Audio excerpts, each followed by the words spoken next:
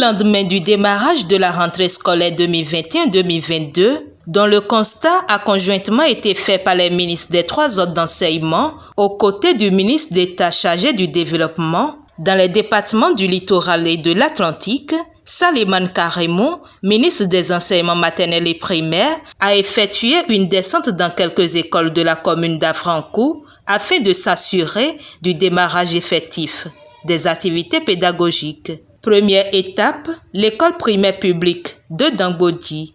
Ici, tout a été mis en place pour une bonne reprise des apprenants dans ce contexte particulier de Covid-19. Les écoles primaires publiques de Latier-Ouézoumé et d'Arova ont elles aussi reçu la visite de la délégation ministérielle. Une descente qui a permis au ministre de s'assurer du démarrage des cantines scolaires dans ces 2 écoles bénéficiaires.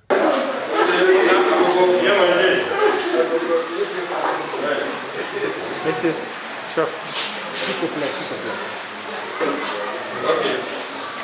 Et c'est avec plaisir que nous avons constaté que depuis l'école primaire publique de Dangodi, qui est un complexe à plusieurs groupes, jusqu'à ce complexe également d'Arova, en passant par Latché, que les enseignants ont effectivement démarré.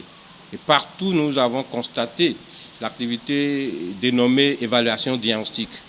Une activité qui permet à l'enseignant de se rendre compte du niveau actuel de ces apprenants du retour des vacances, de leur niveau, disons, par rapport aux vacances.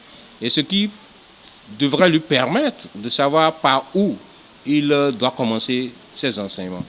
Et partout où nous sommes passés, nous avons eu droit à cette activité et nous avons salué les efforts des enseignants dans ce sens. Partout où nous sommes passés, notamment dans les 2 dernières écoles qui sont des écoles à cantine, nous avons été rassurés que cela a démarré depuis hier. Et nous sommes restés au niveau de la dernière école d'Arova ici pour procéder nous-mêmes, n'est-ce pas, à la distribution de repas aux enfants.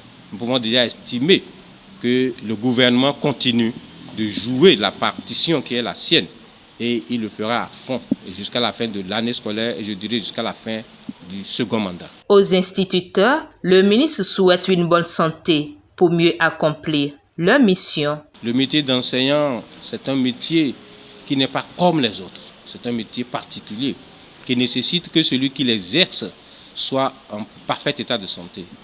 Santé mentale, santé morale aussi. Parce que lorsque l'on n'a pas, disons, la conviction requise, lorsqu'on n'a pas envie de faire un travail, on ne le fait pas bien. Santé physique, santé à tout point de vue, nous l'avons souhaité.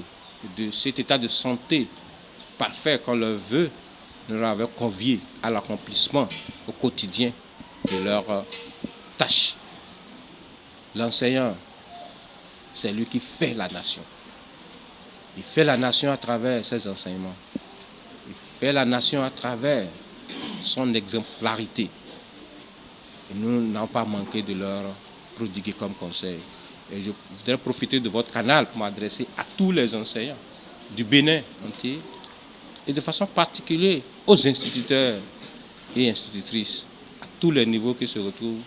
Je leur dis, ce qui compte d'abord, c'est cette vocation.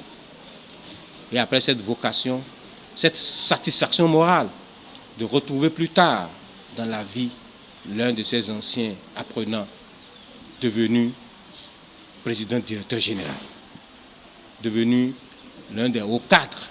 Ça, je le leur souhaite. Et que Dieu puisse les accompagner, nous accompagner. La contribution des parents d'élèves est aussi saluée. Partout où nous sommes passés aujourd'hui, nous avons vu à nos côtés, non seulement à travers leur présence, nous avons vu leurs traces dans ce qu'ils apportent toujours comme contribution, soit pour l'épanouissement de l'école.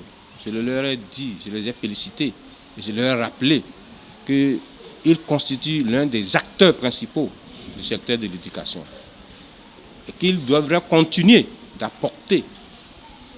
S'ils ne peuvent pas faire mieux que ce qui est fait jusque-là, qu'ils en fassent autant, parce que l'État ne pourra jamais tout faire. Je leur ai dit que les dépenses publiques de l'éducation au Bénin était à hauteur de 28% du budget national. Et à partir de 22, ce serait porté à 32% plus. Et le sous-secteur enseignement maternel et primaire à lui seul prend déjà plus de 45%. Cependant, les problèmes sont encore là. Ils sont nombreux, nous les voyons. Problèmes d'infrastructure, problèmes de mobilier, problèmes d'enseignants, problèmes de ci ou de ça. Avec le temps, tous ces problèmes trouveront solution. C'est une satisfaction pour le ministre Salimane Karimou de constater dans les écoles sillonnées l'effectivité du démarrage des activités pédagogiques. Et en bon père de famille, il a prodigué des conseils aux apprenants pour les nouveaux défis à relever pour leur réussite.